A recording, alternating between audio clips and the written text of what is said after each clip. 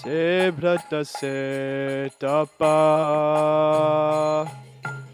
se mora mantra japa, se mo dharma karama.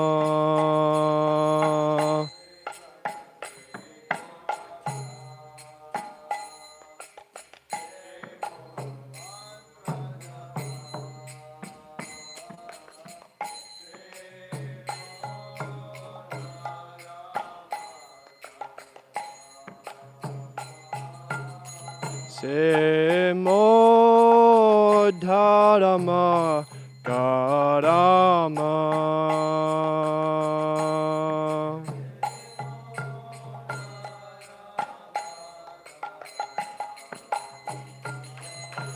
Anakula habe vidhi, sepade hoy besidhi, nirakibo edui nayane.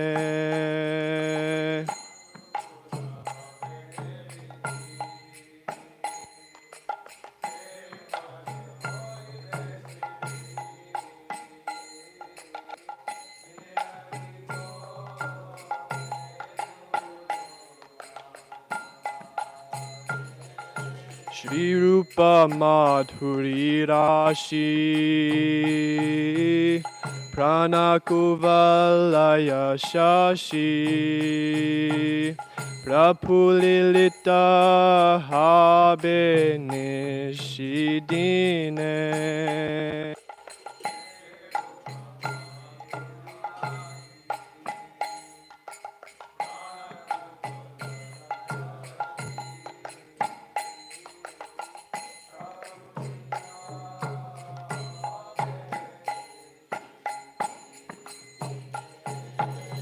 Tua adarshana adi, garale jara lo dehi, chirodina tapita jivana.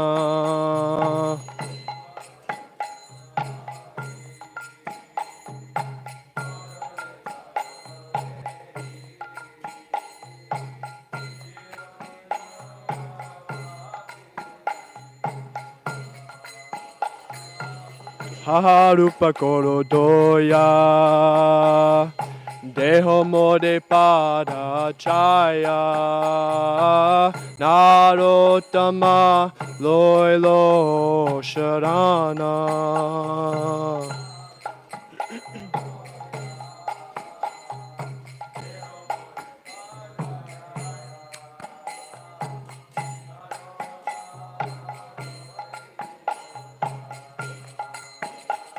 Shri Rupa Manjari Pada, Se Mora Sampada, Se Mor Bhajana Pujana.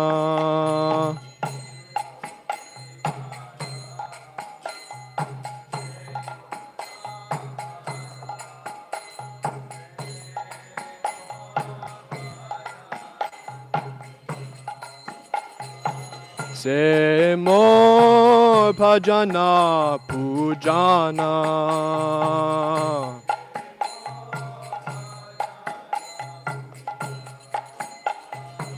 Se mo bhajana pujana.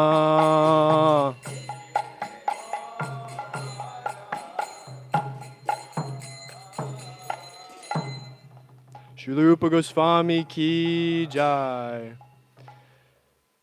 Jai Om Vishnupad Paramahamsa Parivajagacharya Ashtadadashata Srimad His Divine Grace A.C. Bhaktivedanta Swami Srila Prabhupada ki.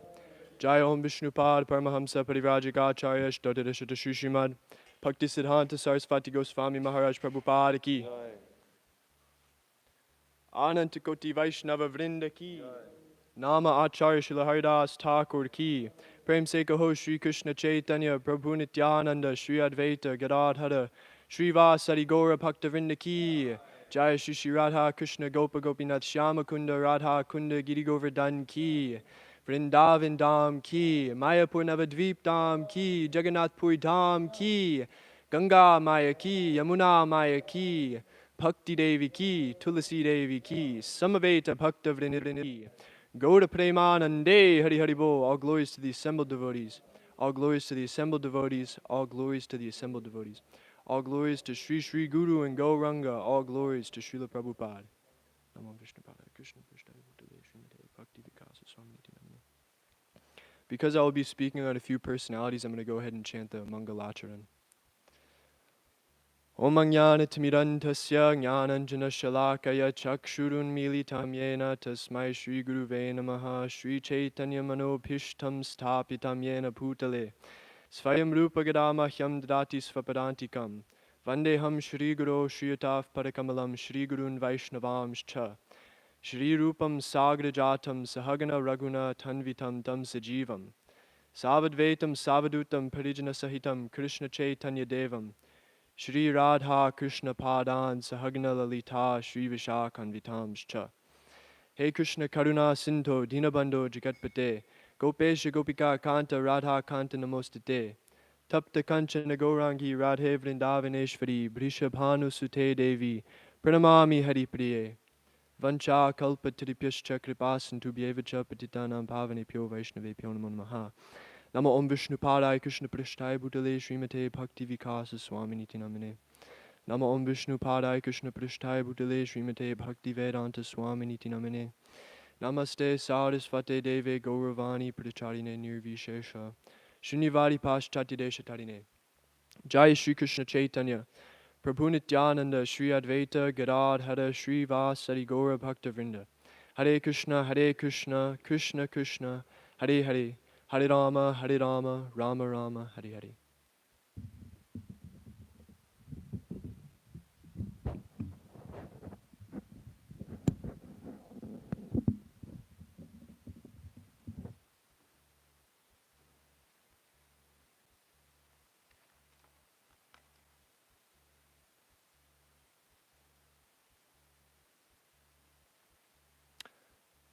So today is Shukla Dvadasi.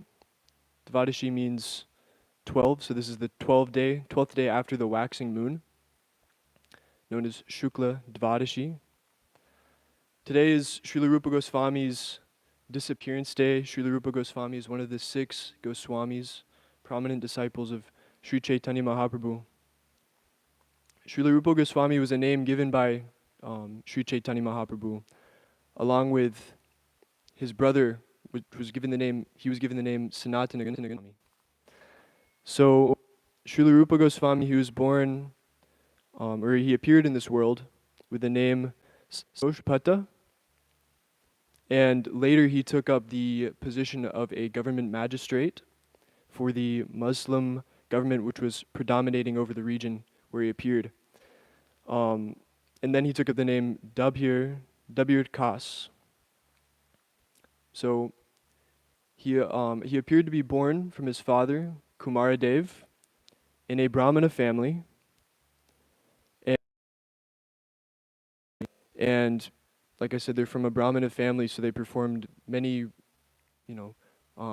pious activities because they were born in that culture. And later, due to circumstances, their father, Kumaradev, got involved within the government, and he took up the position as a key magistrate for the Shah, also known as the Sultan. So Bengal's Sultan, this is the sort of administrative position, it's called the Sultan. Sultan, okay. And yeah, so his father Kumaradev, he was in this position, and later on Rupa Goswami would accept the same position his father was in. So Sanatana Goswami was his older brother, and Sanatana Goswami was appointed as the Shah's private secretary. So later on, they heard of the appearance of Chaitanya Mahaprabhu, and they heard of this great personality that had appeared. And so they visited Ramakeli.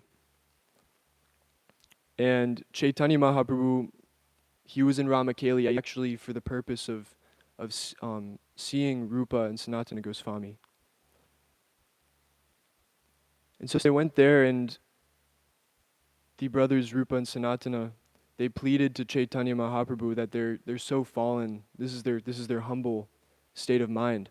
They're pleading that we are so fallen, we are lower than Jagai and Madhai, because Jagai and Madhai were actually born within the Vedic system, whereas Srila Rupa and Sanatana Goswamis, they appeared the pastime of being untouchables, working for meat eaters.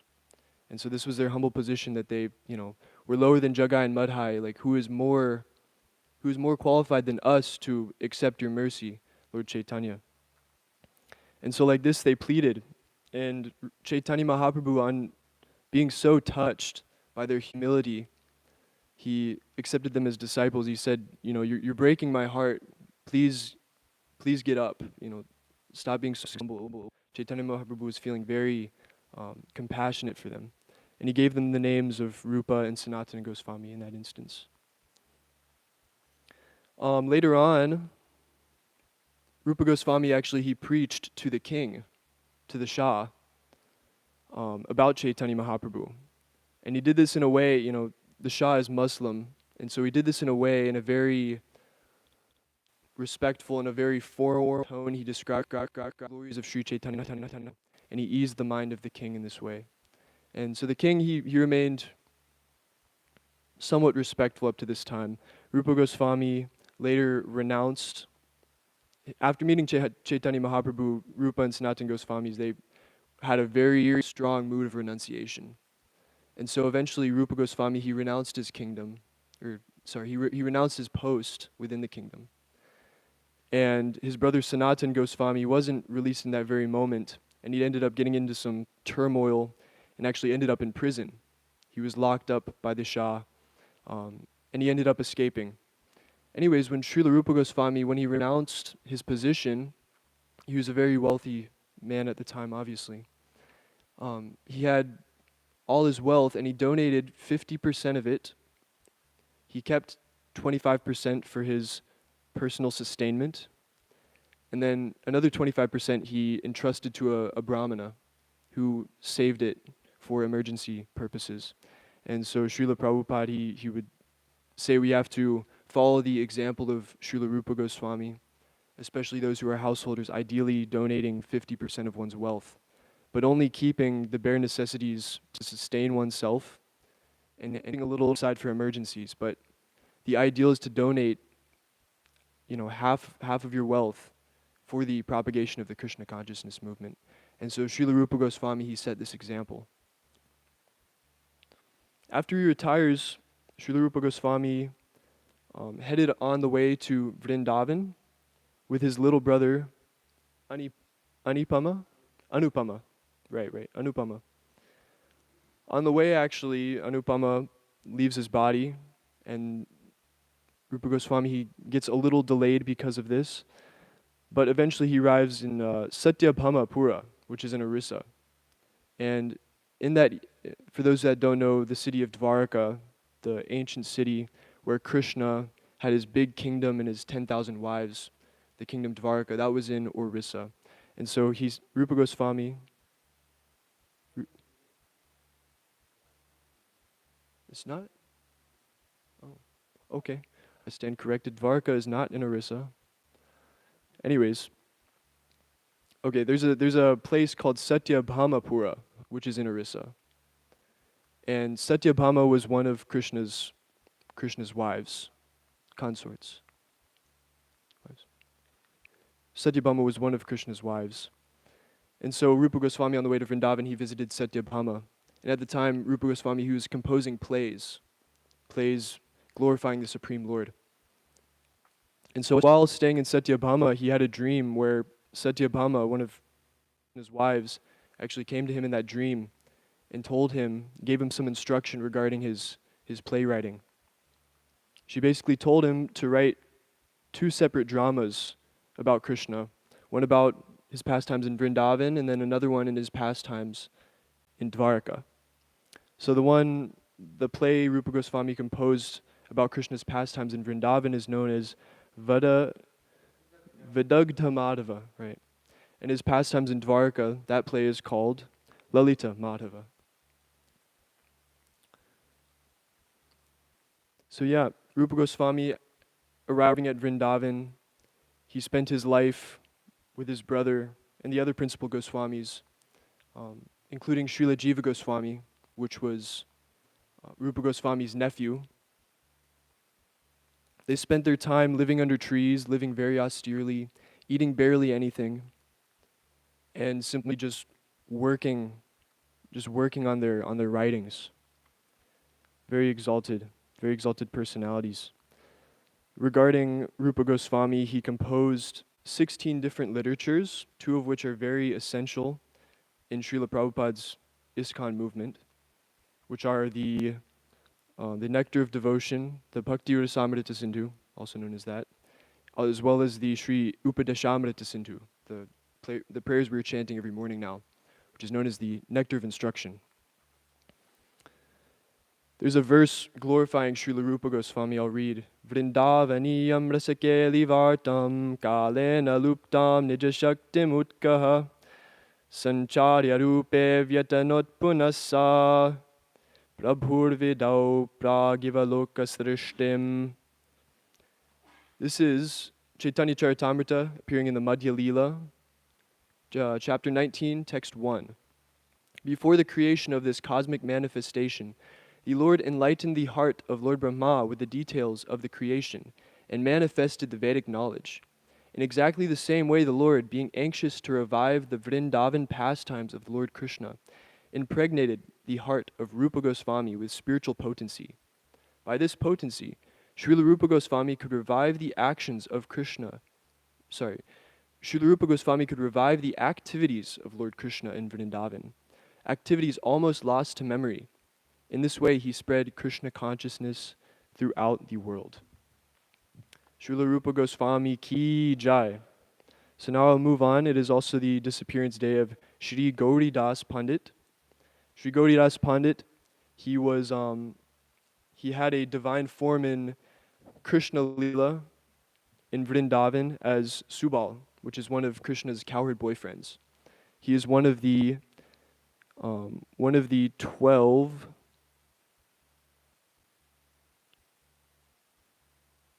I think I wrote it down. I erased it. Anyways, Dvadasha Gopas, exactly. So Dvadasha Gopas. We're celebrating a Dvadasha Gopi on Shukla Dvadashi. So Dvadasha Gopas, this means the 12 Gopas, the cowherd boys, the Gopas. In Chaitanya Lila, Shri Gauridas Pandit, as he was known, was one of Nityananda Prabhu's intimate associates. So he was born in Shaligram, which was only a few kilometers north of Mayapur, and later on in his life, he moved to Ambika Kalna, which is also nearby that area of Bengal. He appeared as a Vatsi Gotra Brahmin in a Brahmin family. He had a very pious family, and he was known as a great preacher. Sri Gauridas Pandit was a great preacher. In this connection, I have a verse I would like to share.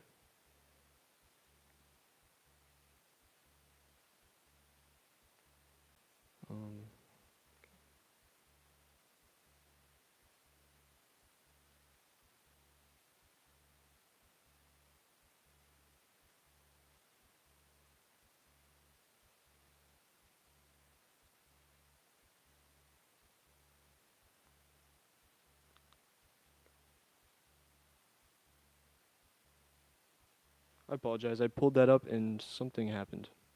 Anyways, the verse is Gauri Dasa Pandita Yantra Premo Dhanna Bhakti Krishna Prema Adite Nite Dhare Maha Shakti. Gauridas Pandit, the emblem of most elevated devotional service in love of Godhead, had the greatest potency to receive and deliver such love. There's a different translation of the same verse.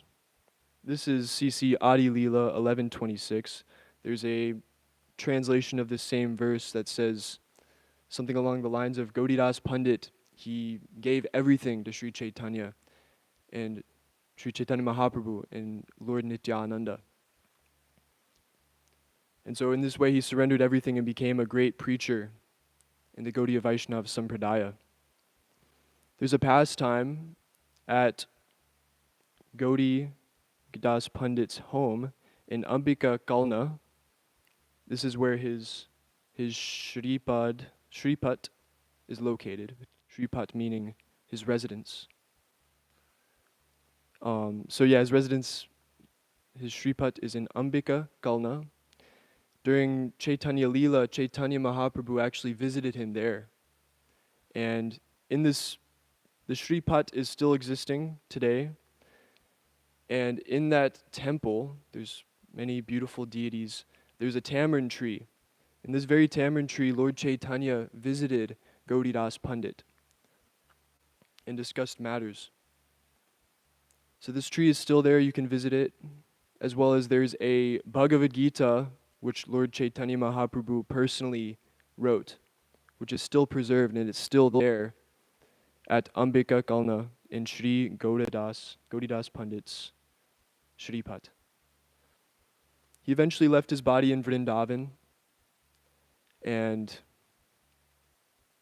all glories to Sri Gaudidas Pandit. So now we will move on to we'll continue our discussions on the Srimad Bhagavatam. It could be pulled up, please.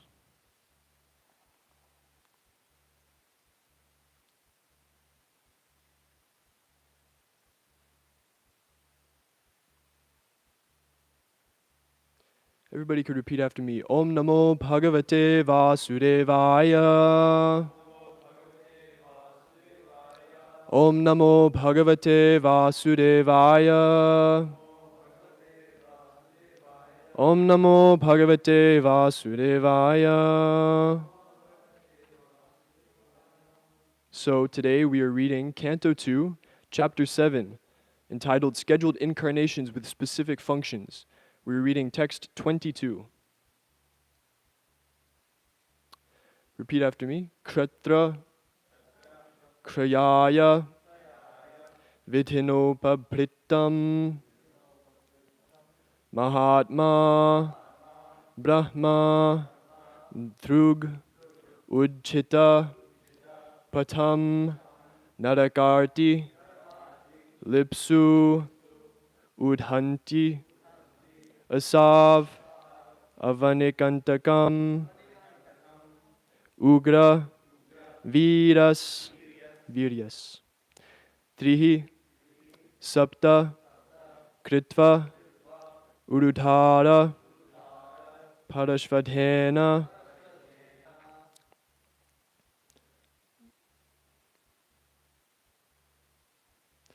Kratram Krayaya Vidhunopabhritam Mahatma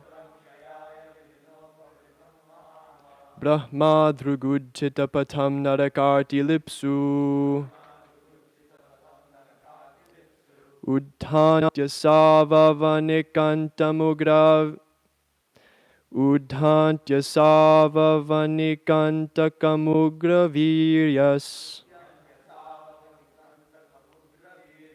Trisapta Kritva Urudhara Parashvadhena Kratram Krayaya Vidhunopabhritam Mahatma Brahma Dhrugudchitapatam Narakarti Lipsu Udhantya Savavanikantamugra Viryas Trisapta Kritva Urudhara Parashvadhena Kratram Krayaya Vidhunopabhritam Mahatma Brahma Dhrugudchitapatam Narakarti Lipsu Udhantya Savavanikantamugra Viryas Tri sapta kritva urudhara parasvadhena. Please repeat.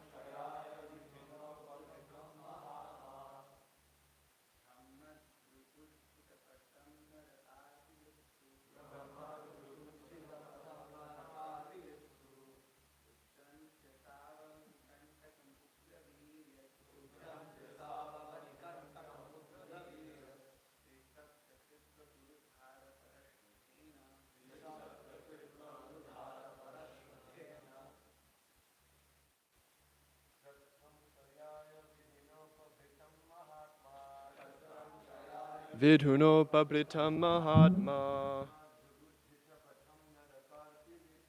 Brahma Dhruguttitapatam Narakarti Lipsu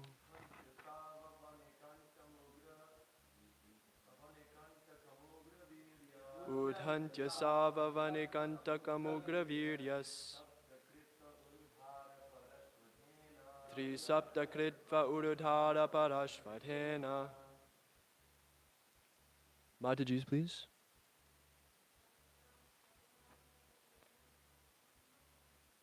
Kritram Kshayaya Vidhunopabritam Mahatma Brahma Dhruguttitapatam Narakarti Lipsu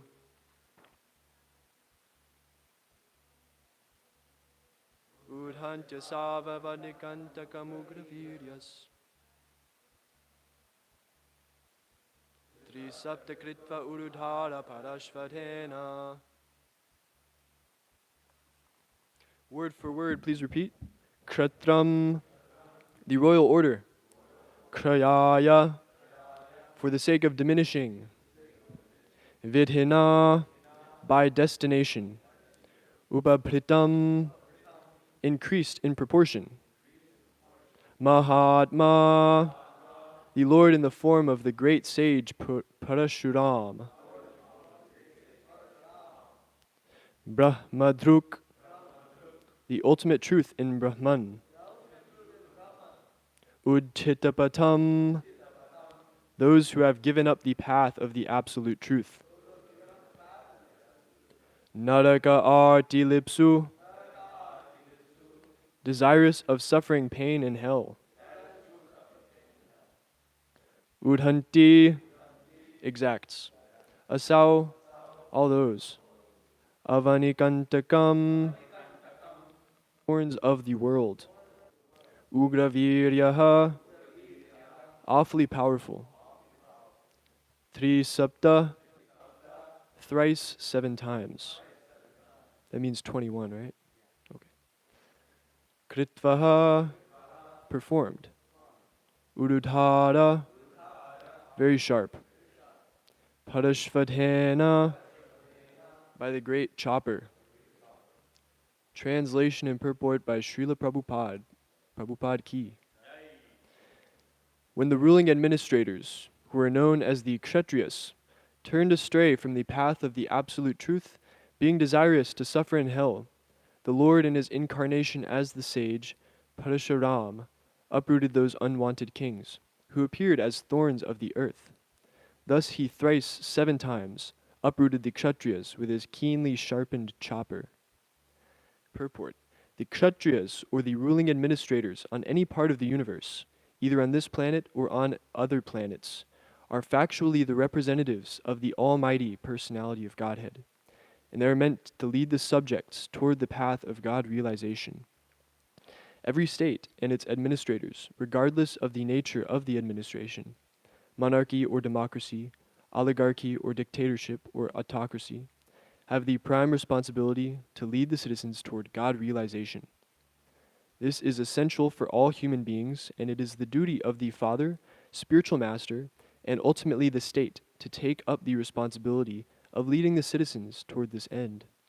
The whole creation of material existence is made for this purpose, just to give a chance to the fallen souls who rebelled against the will of the Supreme Father, and thus became conditioned by material nature.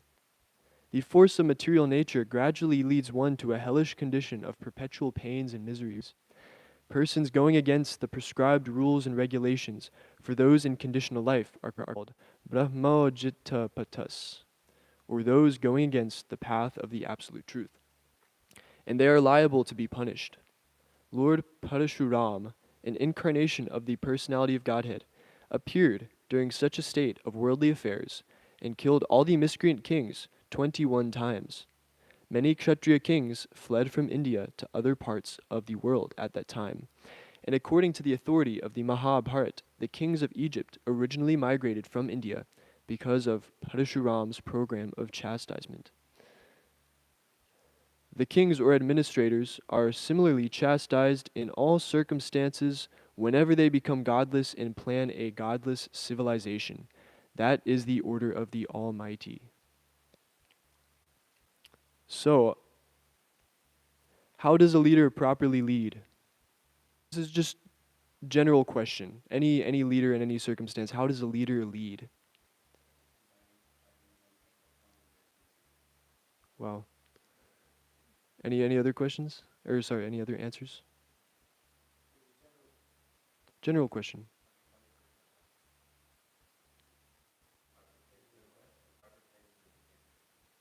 Protecting constituents.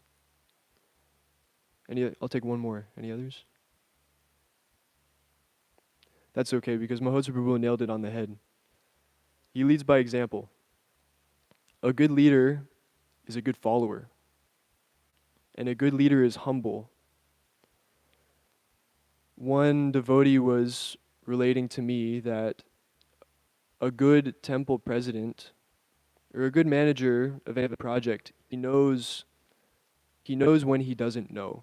He knows when to administrate authority to various departments, to have other people deal with problems. If an authority figure is so puffed up that he can't do this, that he thinks he could do everything himself, then a project will collapse. Here, obviously, we have a great project going, so that's not the case here.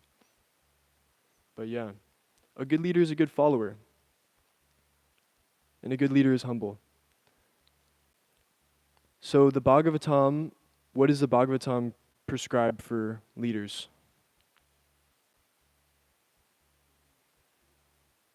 Take instruction from the Brahmanas. Anything else? That's like an umbrella. What do the Brahmanas tell the Kshatriyas to do? Right.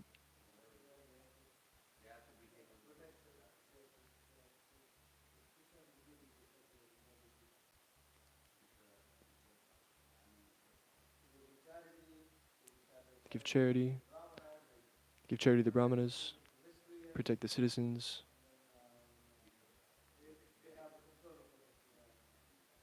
They have the controlling potency.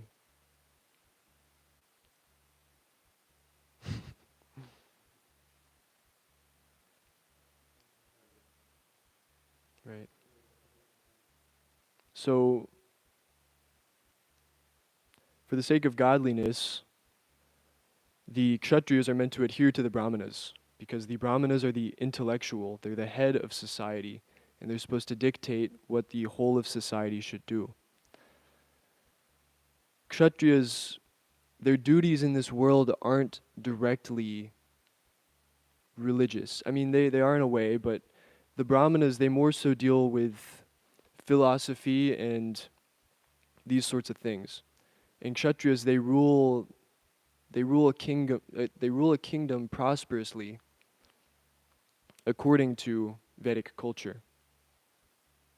Now, once Kshatriyas, they abandon their their posts, which they're supposed to take vanaprast and eventually sannyas and depart from the material world as a liberated soul. So they're supposed to do this. And at that point, they're fully engaged in, you could say, direct Krishna consciousness.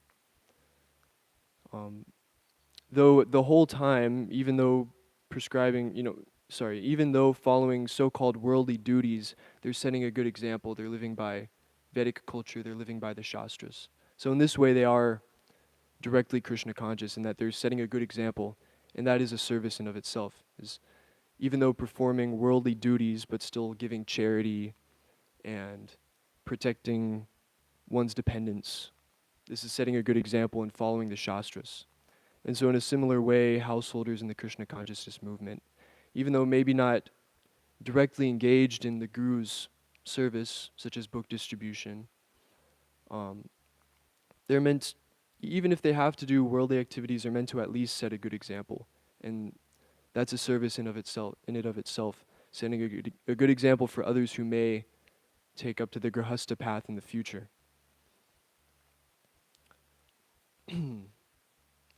So yeah, a leader, he's a good follower and he's humble and he follows properly. In the context of Krishna consciousness, a good leader follows Shastra. And a good leader, if qualified with this humility, the Supreme Lord will empower that individual. And sometimes you see devotees just going on their service, and you can observe that this person is,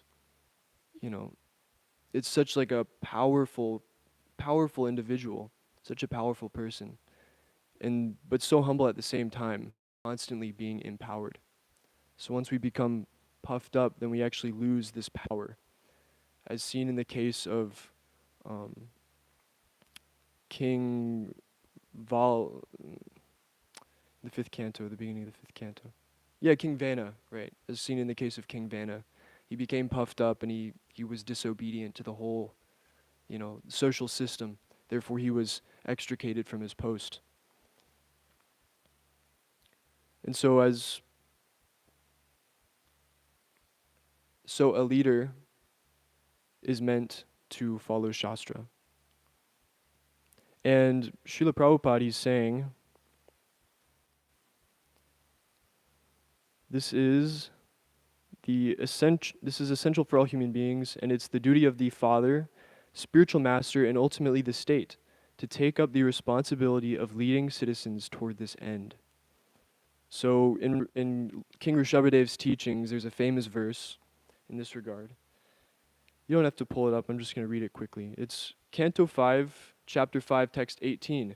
Guru nasasyat svajano nasasyat Pita nasasyat janani nasasyat Daivam natatsyan napatishcha sasyan Namochayedya sumupeta mrityum.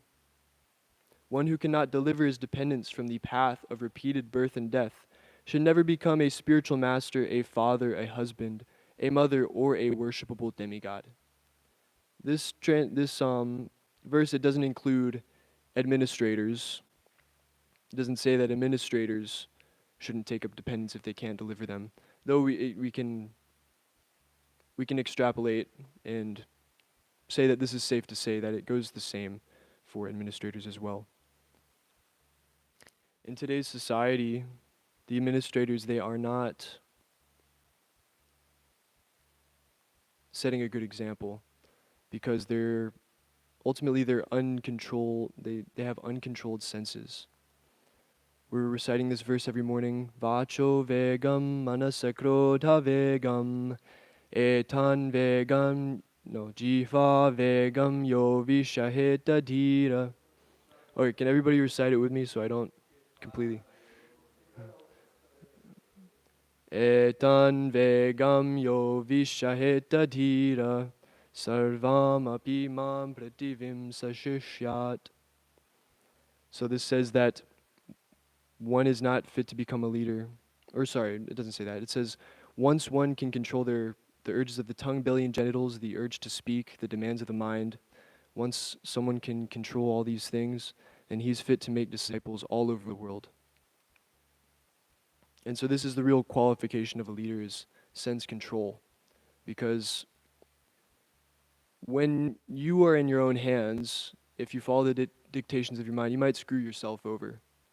But if you have so many other people in your hands, then if you follow the dictations of your mind, you may mess up the lives of so many people. So this is very important for leaders to study this verse of the Upadeshamrita Sindhu, text 1.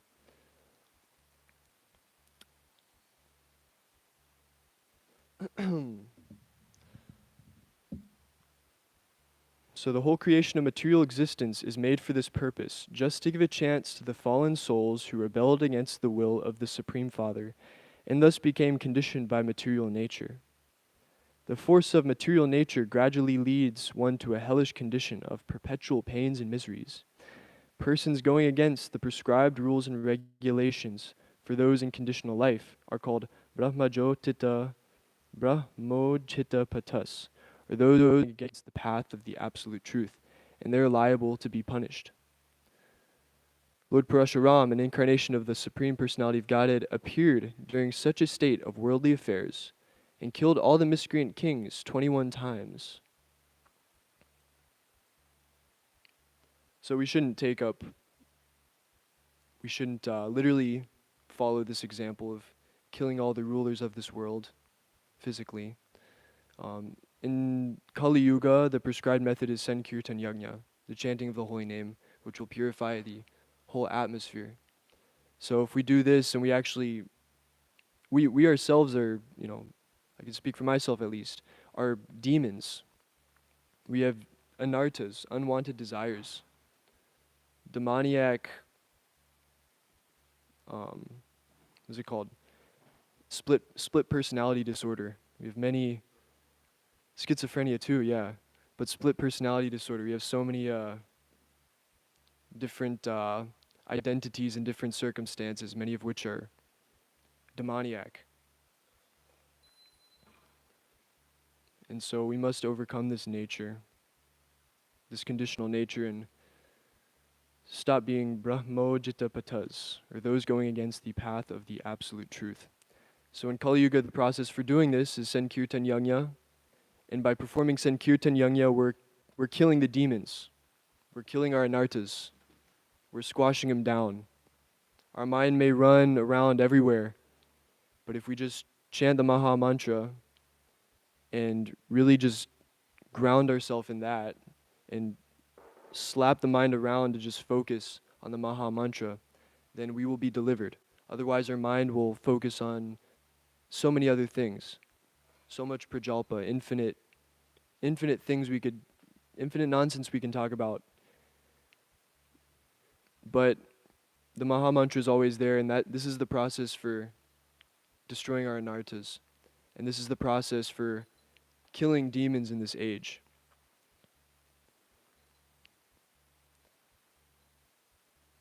So in this age, irreligion is presiding in the form of gold, or Kali personified presides within gold. This is described in the first canto, in the 17th chapter, where the personality of Kali, he appears and he's herding the bull. So the bull, it represents religion. And there's 4 legs. Yeah, Dharma, the bull. There's 4 legs of Dharma, 4 legs of religion. Cleanliness, austerity, mercy or compassion, and truthfulness. In this age of Kali, the last leg is truthfulness. And so as the age progresses, this truthfulness diminishes. Anyways, Kali appears in this age of Kali, and Maharaj Parikshit chastises this personality and assigns it a specific residence within the form of gold, within wealth. And so in this age, where there is wealth, as we see, there is corruption. This is our natural tendency. This is our inevitable tendency unless we take up to Krishna consciousness, that where there is wealth, there is corruption. We may want to become very materially prosperous, and may have these material desires. We may lose touch of devotional service and may fall back into a life of chasing after name and fame and women and money. And we may think in our heads, I'm gonna be a good I'm gonna give in charity. I'll still be cool with the devotees. I'll still, you know, be a good guy and people will love me. But where there's wealth, there's corruption. If we're not devotees, if we're not aspiring devotees, then we will become corrupted by wealth. I'm just going to read this verse. The personality of Kali asked for something more, and because of his begging, the king gave him permission to live where there is gold, because wherever there is gold, there is also falsity, intoxication, lust, envy, and enmity. So along with wealth, there comes these things: falsity, intoxication, lust, envy, and enmity. And this is the slippery slope, the snowball effect of material consciousness, where we may be practicing devotees, and then we somehow our minds get diverted into something else, and we may fall back into material life. And it's a slippery slope. If we take one step in the wrong direction, then we may have a different trajectory than we should. And so that's how material entanglement works. Once we get wrapped up in one thing, then so many other things precede that. And so we should be very strict to adhere to the principles of religion, to the principles propounded in the Srimad Bhagavatam, so that we can become the leaders of society. And we will do that if we are humble, and Krishna will empower us. As long as an individual knows that he is not the controller, he's not the enjoyer, if he remains humble and he has a sincere desire to serve, then Krishna, of course, has the power and desire to appoint that individual to guide society. So in this golden age of Chaitanya Leela, which we are still in, this is called the golden age. And so devotional society is meant to rise up. And Srila Prabhupada said that there will be Krishna conscious nations. So this is the future. And if we are humble enough, we can be a part of it. There's a lot to look forward to in Krishna consciousness. So I will end my class here.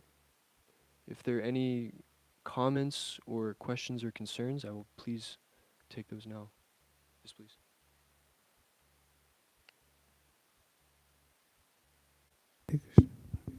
So, small, I think, Yes, sir. you didn't, maybe I misheard you. You're saying something along the lines of Kshatriyas, eventually taking sannyas, Vanaprastha then taking sannyas and being liberal. As far as Varnashram is concerned, only Brahmanas take sannyas. Oh, really? Yeah. Oh, okay. But they take Vanaprastha. Yeah, Kshatriyas take Vanaprastha. Oh, okay, okay. And, I was thinking, could you explain or clarify this point more about the whole wealth thing, because we see that, many, kings, many of these devotees, many of the Mahajans were actually kings and Yeah. not just emperors, and they had access to almost all the wealth in the world. Yeah. So Yeah. could you clarify that point more about wealth corrupting and Yeah. because you were saying something on the lines that, I can still, have wealth and I'll still be cool with the devotees, but wealth corrupts. You were saying something along those lines. So if you could please clarify that, that would be. Right.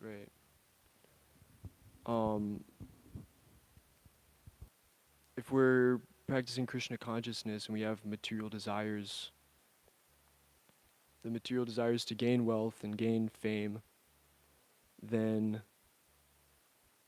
most likely we're going to be smashed by material nature. I mean, we're going to be smashed regardless, one way or the other, by material nature.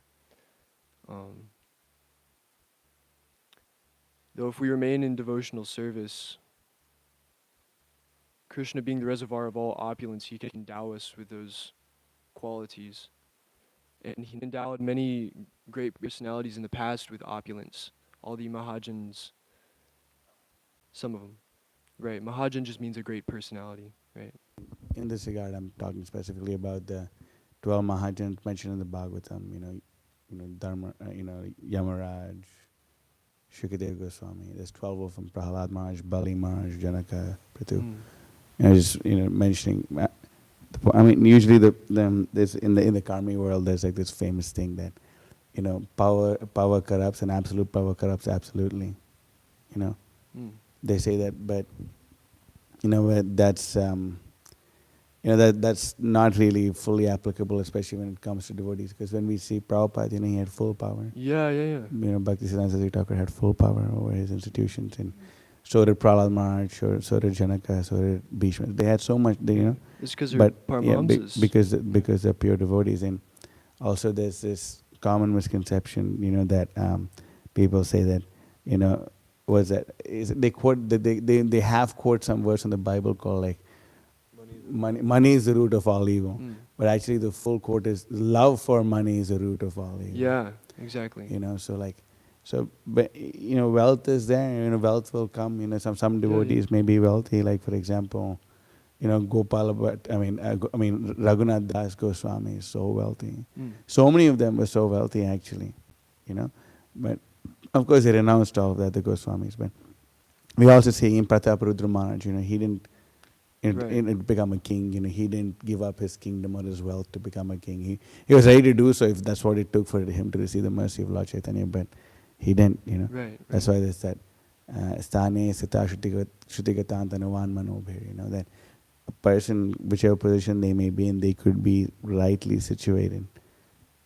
Provided and they use their wealth appropriately in the propagation of the Krishna consciousness movement. And you touched about that, Rupa Goswami giving 50% and all that. So I just wanted to. Sure. Yeah. Yeah. So Mahajans and those great devotees who have this wealth, they're Paramahamsas.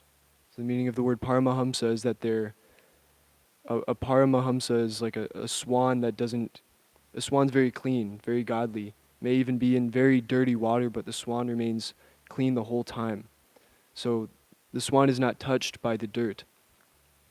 In the same way, the great personalities, the great kings who are devotees, or even great devotees in our movement that have a lot of wealth, they're untouched, they're uncontaminated by this.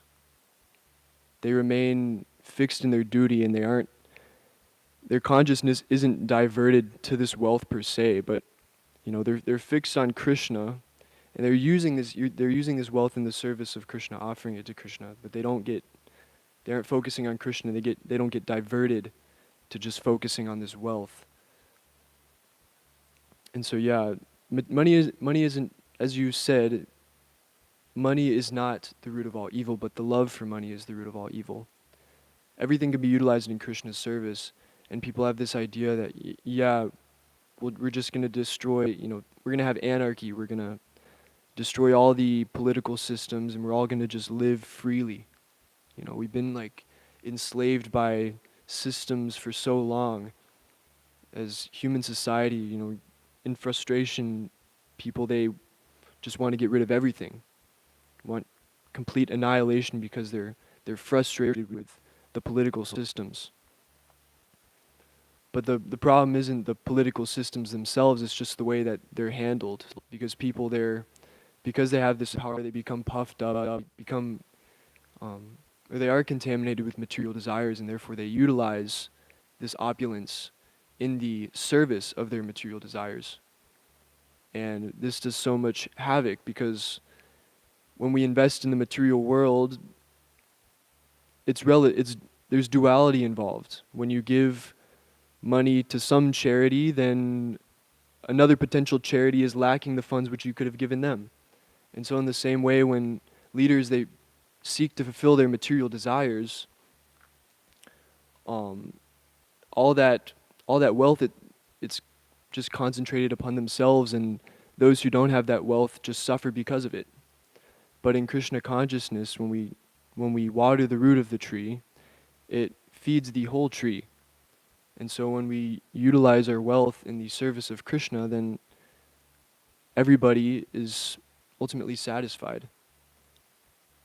And so, yeah, money isn't the root of all evil, but it's when we divert opulence in the service of our material desires versus diverting money in the service of spiritual desires, which we may not even have, but Srila Prabhupada has spiritual desires, therefore we can engage our opulence to fulfill his desires.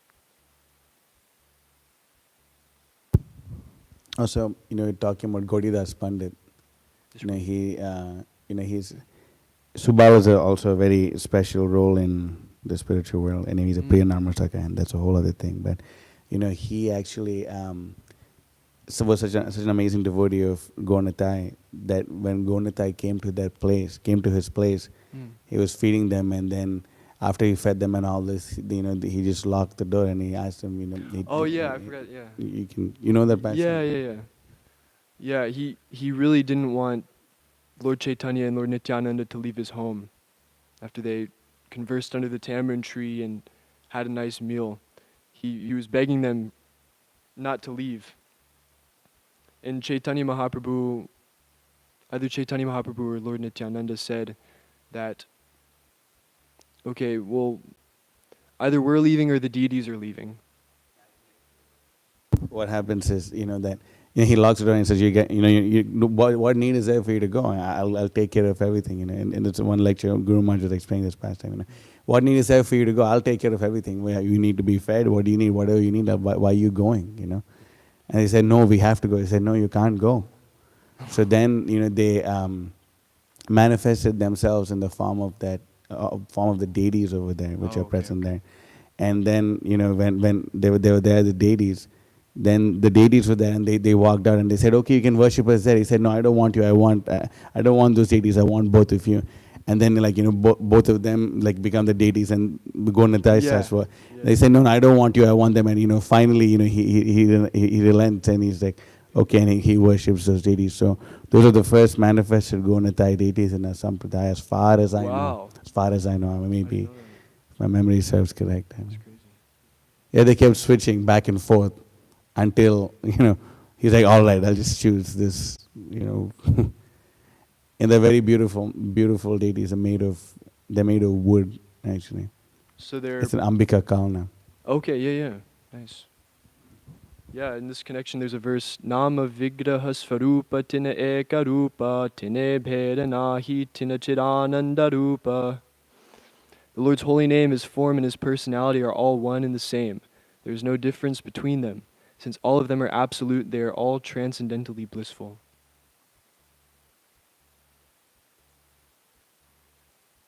Anything else, please? Bhakti Nali?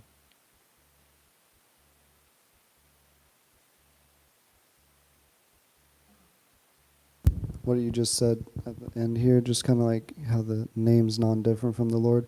I was wondering, can you turn your back to this mantra thing here?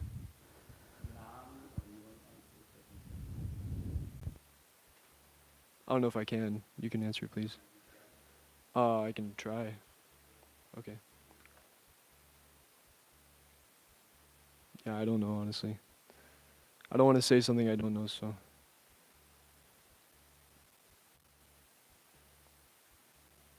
It's one thing is that the holy name Nam is more merciful than Nami. That is more merciful than the person whose name it is. So, all the rules and regulations that are followed by worship while we worship the deities, we don't necessarily follow them while we worship the holy name. There's a different method of worshiping the holy name. Right. So yeah, but would we? That's why even Bhakti Vikas Maharaj gets really fried out. He doesn't like it when he sees devotees wearing like Harinam chadars. They wear Harinam chadars and their holy name is touching the floor. We don't let the holy name touch the floor. But yeah, it's there. That it's not an offense.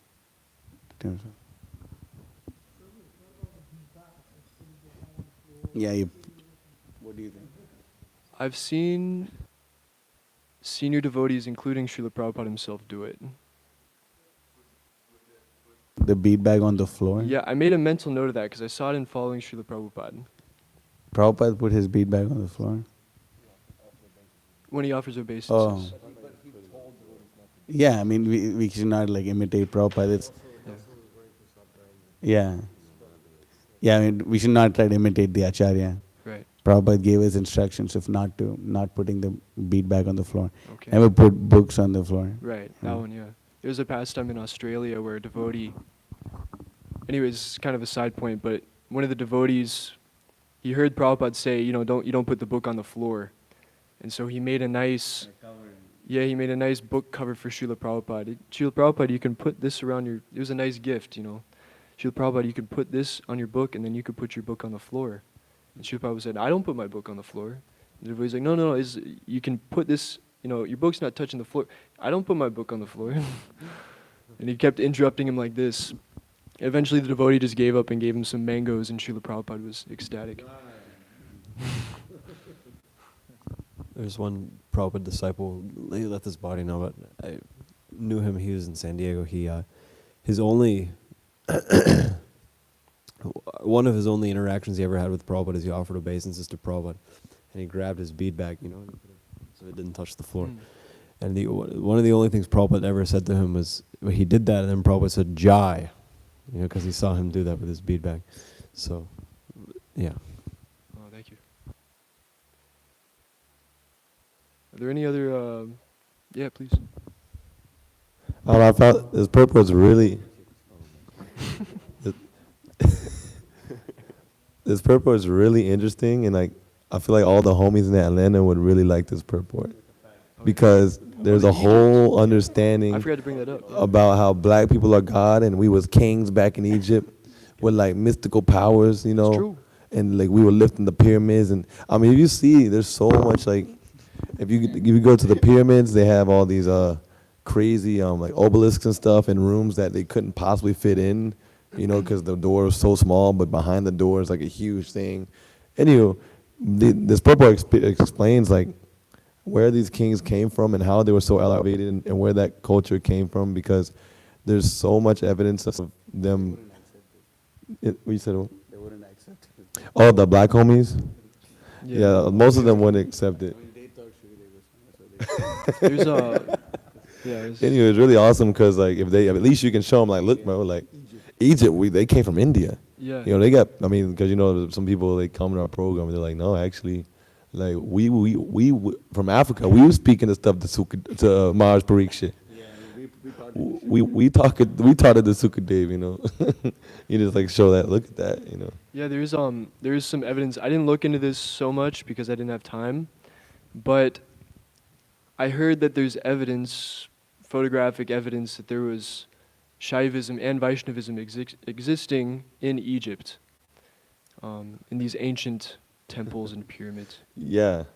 There's also like, I mean, paintings of people that were understood to be like Krishna and Balaram. They gave them different names, like they worship the sun god. Yeah. I mean, they worship the sun all around the world. They did. Yeah, and I think Prabhupada also said that some of the Kshatriyas, they came to Europe as well, and that Americans, they come from Europeans. Kulata Hunindra Pulinda Pukasha. Is that connected to this? Yeah. In Russia, I found this out relatively recently. There's like one of their, like all these European places, they have these like pagan gods, Yeah. So one of their pagan gods in Russia is a cowherd boy. Cowherd boy and a woman, and he plays a flute. Dude. And his name is it's like Kresna or Kresna, and then his wife's name is Radha, literally Radha. And there's you see paintings of this, like, literally, like just like it looks like Krishna dressed up in like a European traditional costume, and he's playing a flute. There's cows, everything, and he has gopis, everything, the whole thing. Yeah.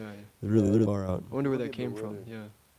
There's also like symbols, there's also like swastika like symbols you can find in Africa, and one can be bewildered and say, oh, actually, you see, this is in Africa. It came from Africa, but it was practiced all around the world. Yeah. And so many people say like that. Yeah. This is sort of related. Suhotra Maharaj, he gave an awesome lecture about the origins of Christianity and and then there was an intermittent religion known as, does anybody know? It's Zoroastrianism. Zoroastrianism. Yeah. Yeah. Yeah. Anyways, this was like an intermittent religion between Vedic Dharma and Christianity, and he goes into the depth. It's something to do with Varuna, and anyways, I don't know the whole thing, but it's very interesting. I would recommend it. One last thing, just Please. talking about Christianity. There's one devotee I know who's really fired up about this particular quote in the Bible. It says that one should perform worship with drums and cymbals and chant the holy name, literally chant the holy name That's of God. crazy. Yeah. Yeah. That's awesome. And there's also one in the Bible. He brings out how it's describing it's describing God. One person describing God, a woman describing God. I forgot who exactly. And it describes his complexion as being the color of ivory inlaid with sapphires. Wow. And that he has long black hair. Ivory. What is that again? Is that like a dark? No, ivory is like it's like the tusk of an elephant. So it's white. White inlaid with sapphire means it's blue. White plus blue. Oh, sapphire. Okay. Which, if you think about it, it would make kind of like a lighter kind of, not lighter, but like Krishna's kind of blue, that Blue Shyam hue. color, that's like not quite like intense blue like a sapphire, it's a kind of like, so anyway, there's all kinds of things like that. Yeah. Nice. Thank you. Any other points? Please.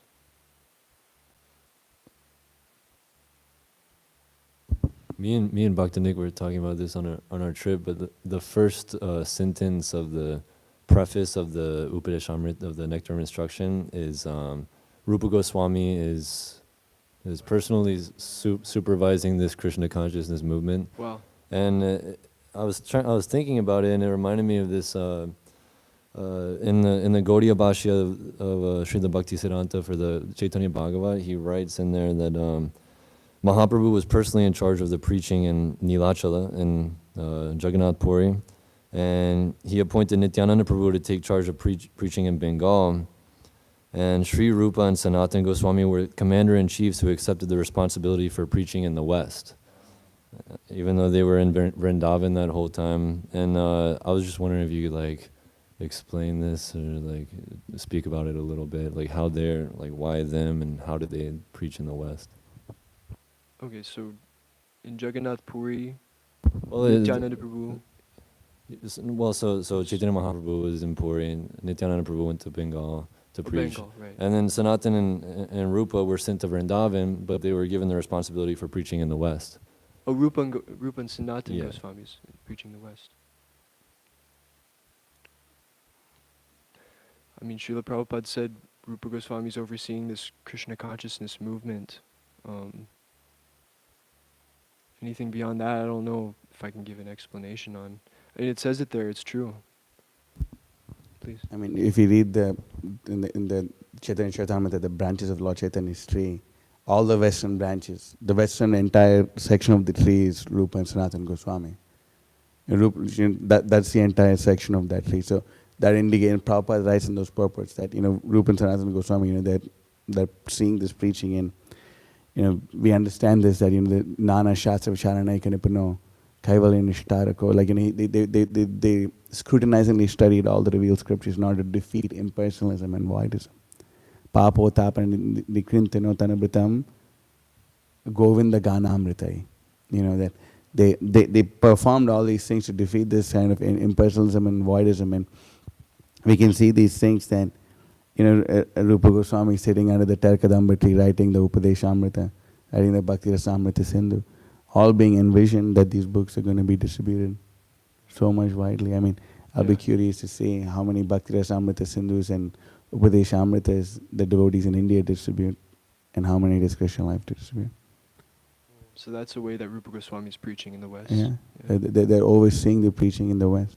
They're sitting under the Tarkadamba. He wrote these books. He knows what's going on. And so many of the commentaries and all these things, Sanatana Goswami and Rupa Goswami, Prabhupada really inlays them, and that level of insight, even so even when we read some of the things that they write, and it's amazing how it specifically, it works on everyone, of course, but like it hits directly to for the conditioning of the Western mind so much, you know.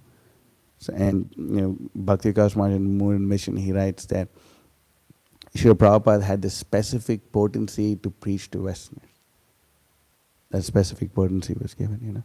So we understand it like that. Anyway, we probably give seminars on this, but that's something in short.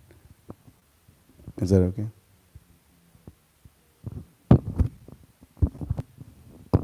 There's this series of lectures by His Holiness Bhakti Vikas Maharaj. And he spends at least one, if not like 2 or 3, just talking about the first paragraph of the preface of the Nectar of Instruction.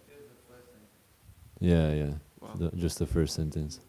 He was intending to give a seminar on the Nectar of Instruction, but because that first sentence is packed with so much, he didn't get past that one in one whole lecture. Amazing.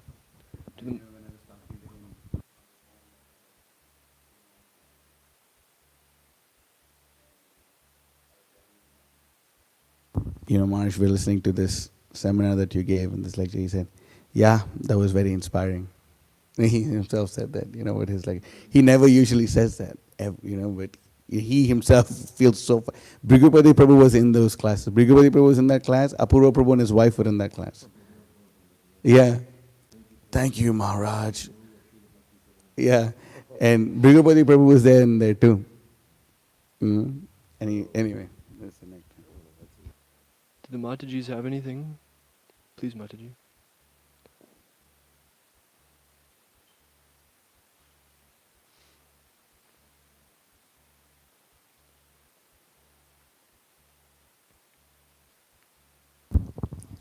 You're speaking on how when we have material desires, it's a slippery slope because more come up. And I was just thinking about, like when we speak about like householder life, there's like obvious regulations and ways to like avoid falling into too much material desire when it comes to like attraction between male and female. But when it comes to things like, like overaccumulation or, like other subtle material desires, how do those get purified in the Grihastha ashram? The best way is to live on the farm, because you won't have to endeavor to get purified. It'll be tough, so you'll get purified naturally. That's the best way to do it. As far as like trying to be a Grihastha devotee in the city is concerned, I have a lot of questions. I honestly, I'm in ignorance when it comes to your question, Mother. But yeah, that's like the best. That's all I know. That okay, there's the material desires that may form stronger in marriage of attraction between the opposite sexes, and then there's subtle desires that come along with that, accumulation of wealth, maybe accumulation of jewelry, like a nice kurta, nice chadar, a whole like self-image like that. So how do we purify those subtler material desires? Please.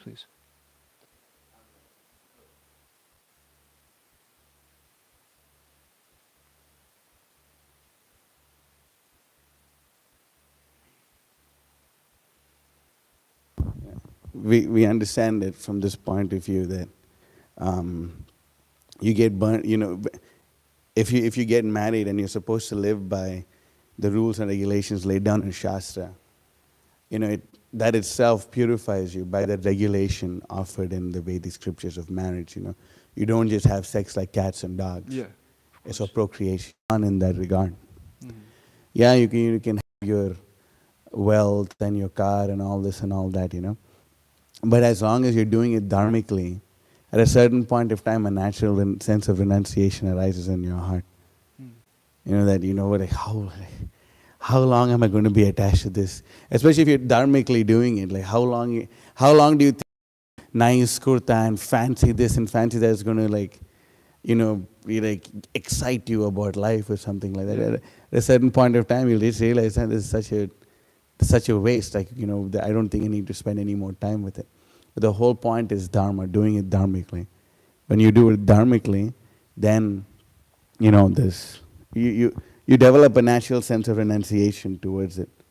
You know, like even an example is given that even for the meat eaters, there's only a specific time where they can offer the meat and eat it and all this and all. At a certain point of time, you know, the meat, the Prabhupada says that, oh, why should I follow all these things just to eat a little bit meat, forget about eating meat altogether, Right. you know. So same thing with these material desires. If you're too engrossed in it, you do this, you do that, like, you know, you have to, there's so much austerity, so much things go on, you know, in order to have that facility dharmically, that at a certain point of time, a natural sense of renunciation arises in your heart. Yeah. Is that okay, Mother?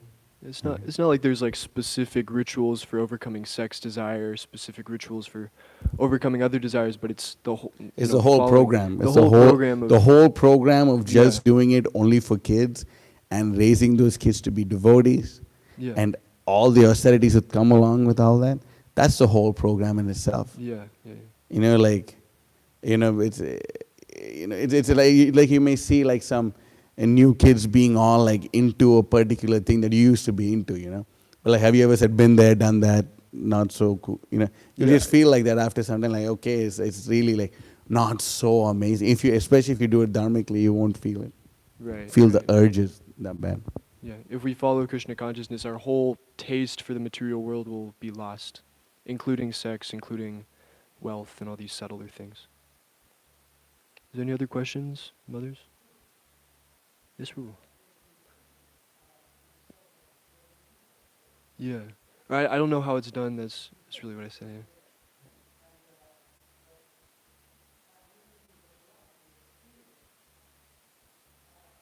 Easier to follow these rules and regulations or dharma, because he was saying, than if you live in the city. Because maybe if I don't know if I'm understanding correctly, but what Mahotsava Prabhu was saying is that once you follow the dharma or do these things in a related way, then you would start renouncing these things and say, well, why should I get a car? Why should I get? But Right. I haven't seen any example where anybody has come to that point. I mean, from my experience. You're talking about like you Yeah. haven't seen like devotees living in the city that come. Yeah, like old people wanting to drive cars or stuff like that. I don't know if I understand carefully exactly what you're saying, but I'm just relating to what you were saying, that farms, that's like a natural, it's just natural that we try to establish these farms in order to help grihastas to move on or uplift themselves spiritually. And I mean, because I'm not seeing any example where you can accumulate these things and still say you were going to renounce. Yeah. Maybe in helping the Krishna conscious movement, you give some wealth and things like that. But basically for young people, especially now, I would think, it's more appropriate that we really concentrate on the farms. Yeah. Because, you were saying just natural. Especially, because we're so distracted in this, Yeah. especially right now with all these advertisements and these blue lights. It actually attracts our eyes, like instinctually. You see all these colors and. Yeah, The point is simple, you know, Mataji's question was, how do you get purified? This is how you get purified. And the best way to do it is a farm, obviously. Yeah, definitely. You know, it's a simple thing. That Yeah. the philosophy is this, that you get purified when you have to perform all these things dharmically. That's all. Right. You know, that's it. The most dharmic life is lived on the farm. Yeah. And then, like, you know, it's not that there's no proper disciples who have, done so much hard work and Yeah, of accumulated. course. There's, I mean, in LA, so Brigupati Prabhu, you know, case in point, Mukundatta Prabhu, case in point, you know, they have, you know, it's not like they're poor people. You know, they have, you know, they've been blessed with things, but, you know, they've engaged in Krishna's service and they've been purified, you know. So yes, the farm is the most important, you know, for Grihastha life. It's easy, and it's an exception, you know, for people to be like, you know, Brigupati Prabhu and like all these other Grihastha devotees, you know, who had wealth and all these things, and they've gotten purified. That's an exception, especially in the city.